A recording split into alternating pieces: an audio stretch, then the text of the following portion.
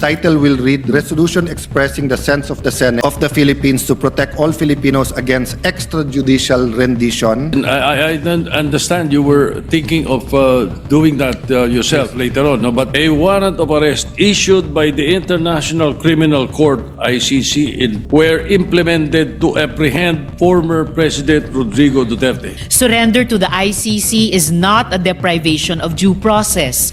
It is the means by which due process is realized. Lahat nga po ito ay inavail ng dating Pangulong Duterte. Noong mga taong 2016 to 2022, libo-libo po sila. I stand with them. I vote no to PSR number 307. Walang nabanggit sa usaping hustisya para sa mga biktima ng extrajudicial killings. Dinedebate sa resolusyon na ito tungkol sa due process at kapangyarihan ng ating mga lokal na korte na magpasya tungkol sa mga maaaring maaresto sa bisa ng mga warrant ng ICC. Hindi na sila pinaabot sa korte, kundi diretso sila sa morgue. Ang boto ko ay no. Eto na mga boss, kakapasok lang na balita. Grabe si Cayetano, pinahiya. Sobrang napahiya sa sinabi ni Risa at ni Kiko. Naiyak si Bato at Bongo. Aarestuhin na sa Senado. Base sa impormasyong kumakalat ngayon sa social media, mismong si Senator Kiko at si Senator Risa nang nagsalita na dapat hindi pipigilan ng ICC sa pag-aresto kung pasusukuin nila si Bongo at Bato. Hindi sila pumapabor sa planong pipigilan daw to ni Senator Alan Peter Cayetano. Kaya bumoto si Senator Kiko at si Senator Risa ng no. Pabor sila dun na dapat sila sa dehig ikulong. Kung kailangan na silang dalhin para dun na hatulan, dun na dapat sa ICC idiretso. Kaya ito, sabay-sabay nating panoorin kung paano si Senator Alan Peter Cayetano grabe pinahiya. Sobrang napahiya sa sinabi ni Senator Risa Ontiveros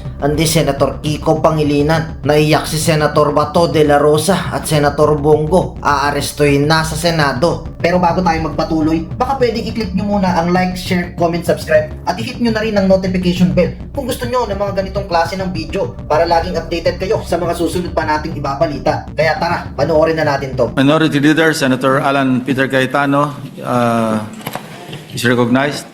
Sir President, And to introduce his amendments, the Senate President. before that, Mr. President, isang committee amendment lang po. Sige. So, as discussed with Senator Lacson, our Senate President Pro Temp, in the last last week when we brought this up, the intention of everyone is to make sure of due process, to make sure our Constitution is followed.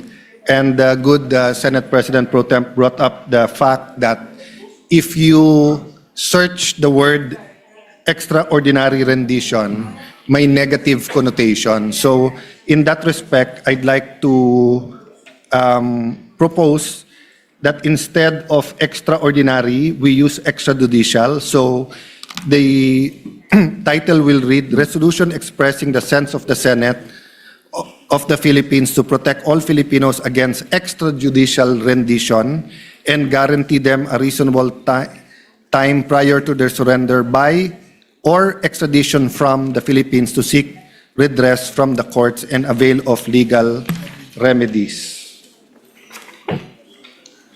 In the same manner, Mr. President, if it could be a omnibus amendment, on page 2, lines 33 and 39, after comma, following the word whereas, delete the entire clause and replace with the following. The enforcement of arrest warrant issued by the International Criminal Court against former President Duterte and his subsequent surrender. We'll deal with that later, Mr. President, because we might delete the whole paragraph altogether. So just the title, Mr. President, instead of... In that case, if I may suggest, Mr. President, that the distinguished gentleman, the minority leader, amend the the resolutory portion. Yes. That is where it is contained, so that later we can go to the title. No? But what you were mentioning on... Yes. Tama, Mr. President. So in the same manner, just change the word extraordinary to extrajudicial rendition. All right. So just the title and resolutory Move. At this point in time. Majority Leader, will you move or will I move? Yes. For the amendment? Yes, Mr. May I President. move for The the... resolutory portion muna. Yes. Yes, Mr. President. So move. On the amendment. An objection? Hearing none, motion is approved. Okay, now, Mr. President, if you don't mind. Yes, please, Mr. President. I have no problem at all with the resolution. I fully support it. As a matter of fact, I'm glad that you have changed a word or two in the resolutory portion and then hopefully later on in the title.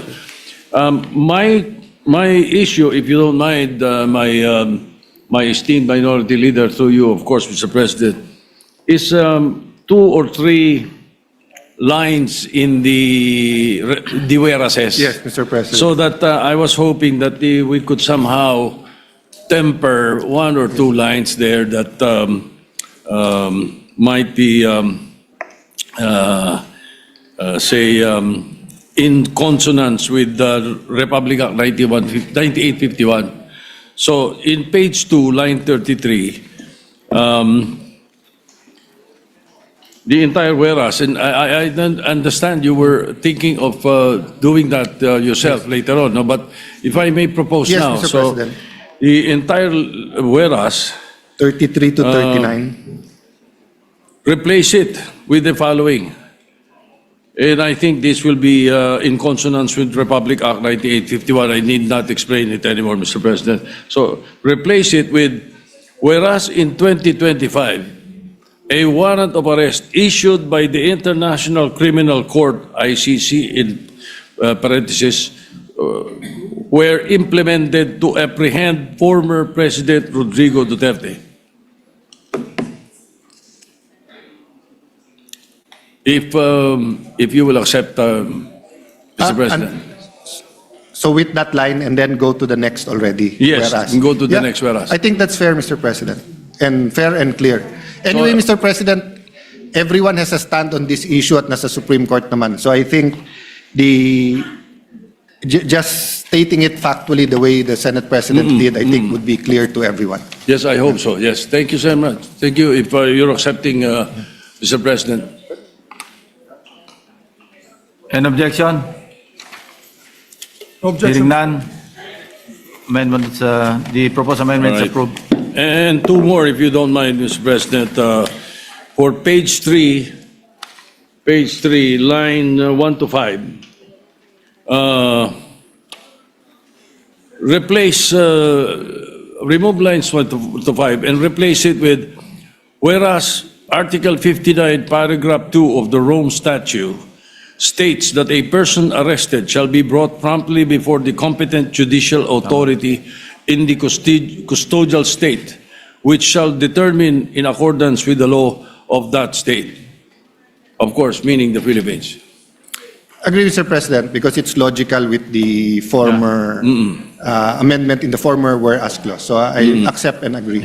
An objection? Hearing none, approved. And finally, Mr. President, still on page 3, a proposal to,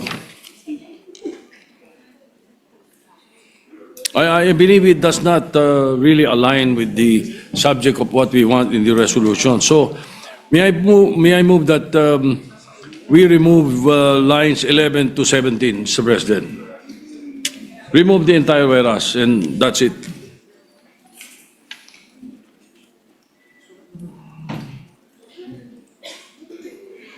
Because it may be redundant.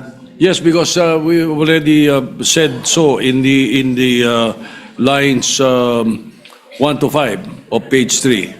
That, Well, Mr. President, we should- considering that my sponsorship speech mentioned this, and I just wanted it on the record that this resolution will be for everyone, no, including cabinet members or insurgents or military men that can be charged in the future for acts during the time we were under the Rome Statute. There'll be no harm to the resolution if we remove that line 11 to particular. line 17. So I'll accept the amendment, Mr. President. Thank you, Your Honor. An objection? Hearing none, approved. Thank you. I have no more amendments, Mr. President. I would be honored if the minority leader will make me a co-author of the resolution. Mr. President, you are a principal sponsor also of this, as we agreed last time. But just to make sure that the title and the resolutory clause is aligned, Mr. President, will also change the title to Oh, yes. extrajudicial rendition rather than, instead of extraordinary rendition, we will use the word extrajudicial. Extrajudicial. Yes. That has been I approved move if there's no earlier. objection. Yes, we're now amending the title after the resolutory portion that was amended earlier. Okay. Any objection? Hearing none, approved. Thank you, sir. Thank you, Mr. President.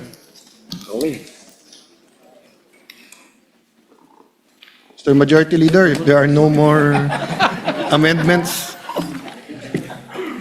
Session suspended Humbly- for 30 seconds. Thank you, Mr. President. No, it's- humbly ask that we pass the resolution. Yes, Mr. President. We're just, I believe it'll just be a transfer of. Tapos na ba? Okay. Yes, Mr. President, with that, I move that we adopt proposed Senate Resolution number 307. Subject to style. Subject to style, Yeah. Mr. President. Any objection? Hearing none, Senate Resolution 307 is now adopted. Mr. President, And then, there are a few members who would like to just explain how their vote is to be counted. So we don't need to have a nominal vote. We just ask that those who want to vote abstention or are not in favor, maybe they can just raise their hands, Mr. President. Manifest. Senator Risa Ontiveros is recognized, and after Yes, Senator Senator Risa Ontiveros, Ontiveros Senator Pangilinan. wants to take the floor.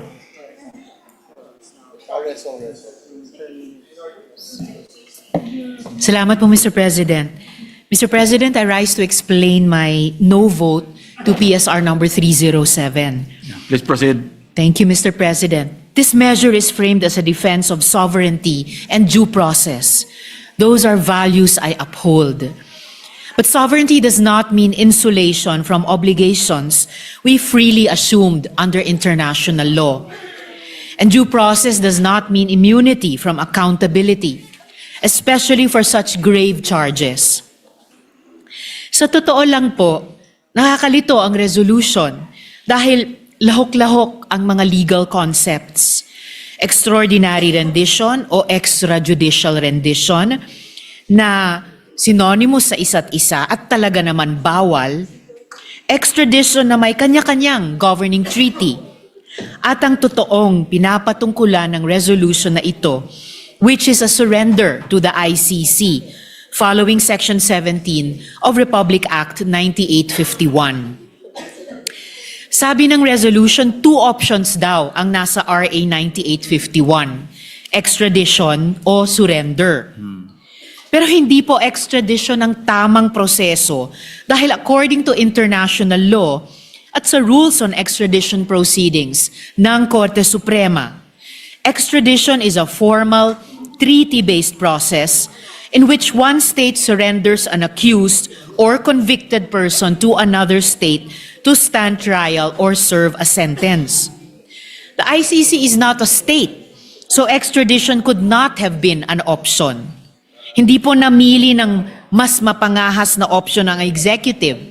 Namili po siya ng angkop na option dahil extradition is an incorrect remedy. Precision matters, Mr. President. When we mislabel a legal process, we distort the constitutional analysis that follows. Our own Constitution incorporates generally accepted principles of international law as part of the law of the land. The fight against impunity for crimes against humanity reflects a long-settled principle. Individuals may be held criminally responsible under international law for the gravest offenses known to humankind. Ang prinsipyong ito ay hindi lihis sa ating constitutional system. Ito ay nakapalaob nito. Ito ay nagpapayaman nito. Secondly, due process is not confined to a Philippine courtroom. Surrender to the ICC is not a deprivation of due process. It is the means by which due process is realized. The ICC provides for principles which ensure fair proceedings and ample opportunity to be heard. These include the right to counsel, the presumption of innocence, the ability to challenge jurisdiction, the ability to raise defenses, the ability to say that one is not fit to stand trial. Lahat nga po ito ay inavail ng dating Pangulong Duterte. The constitutional guarantee is due process, not exclusive domestic venue. Thirdly, while couched in general terms, this resolution arises from specific circumstances involving the former president. The rule of law requires that accountability mechanisms apply equally, regardless of rank. Ginawa po ang ICC para magkaroon ng espasyo ang mga biktima na hindi makakuha ng hustisya dahil estado ang kalaban, dahil makapangyarihan ang kalaban. They deserve due process too. I agree with the first sentence of the second to the last clause of the resolution. One person who was denied due process is one too many. Tama po. Ang hindi po binigyan ng pagkakataong magsalita, ipagtanggol ang sarili, humarap sa korte, magbigay ng kanilang panig at kumprontahin ang kanilang mga taga-usig ay tunay ngang kalunos-lunos. Noong mga taong 2016 to 2022, libo-libo po sila. I stand with them. I vote no to PSR number 307. Salamat po, Mr. President. Majority Leader. Thank you very much, Mr. President. May we recognize Senator Francis Pangilinan is recognized. Maraming salamat, Ginoong Pangulo. Nais ko pong ipaliwanag ang aking no vote sa Senate Resolution 307. Noong panahon ng mga sponsorship speeches ng nasabing resolusyon, pinakinggan ko po ang ating mga kasamahan. Maraming mga legal na argumento ang isinusulong ng mga kasamahan po natin, tulad ng right to due process, ang issue ng national sovereignty, ng primacy ng local court systems natin sa International Criminal Court. Ang kapansin-pansin nga lang na sa lahat ng mga sponsorship speeches, walang nabanggit sa usaping hustisya para sa mga biktima ng extrajudicial killings. Mga libong namatay o pinatay sa Oplan double barrel ng nakaraang administrasyon. Noong nakaraang Oktubre, tinalakay ng Senado ang Resolution 144 na hiniling sa Senado sa ICC ang house arrest para sa dating Pangulo. Bumoto akong kontra sa nasabing resolusyon dahil sa aking paniwala na mas matimbang ang daing ng mga pamilya ng mga biktima ng extrajudicial killings na napatay o pinatay sa madugong drug war. Mas matimbang sa aking palagay ang isinisigaw na katarungan. Sa aking paniwala noon na tila ba nabaon sa limot at hindi nangyari ang nasabing pagpatay ng libo-libo nating mga kababayan. Karamihan mahihirap. Naalala ko tuloy ang sinabi mismo ng dating Secretary of Justice nung kapanahonang siya ay nakaupo bilang Secretary at ngayon Ombudsman Jesus Crispin Remulla noong June 2025. And I quote, "Everything that could be erased was erased so that cases would not push through." Nung imbestigahan ng DOJ ang mga kasong pagpatay sa nasabing drug war. Bagamat ang paniwala ko bilang abogado na may maliwanag na basihan ang extraordinary o extrajudicial rendition, totoo, may mga question nga dito. Due process, legalidad nga ng nasabing extraordinary rendition. Totoo din na sa mga questioning usapin ng soberenya at sa kapangyarihan ng ating mga korte ang pagpasya sa mga posibleng na aresto ng ICC warrants. Ang totoo, may kaso sa Korte Suprema na nakabinbin. May petisyon sa Korte Suprema tungkol sa mga isyong ito. Ngunit wag sana nating isantabi na ang resolusyon na ito ay may kinalaman din sa katotohanan, dapat may kinalaman din sa katotohanan at pananagutan na siyang isinisigaw ng mga pamilya ng biktima ng extrajudicial killings. Usapin din ito ng hustisya para sa kanila.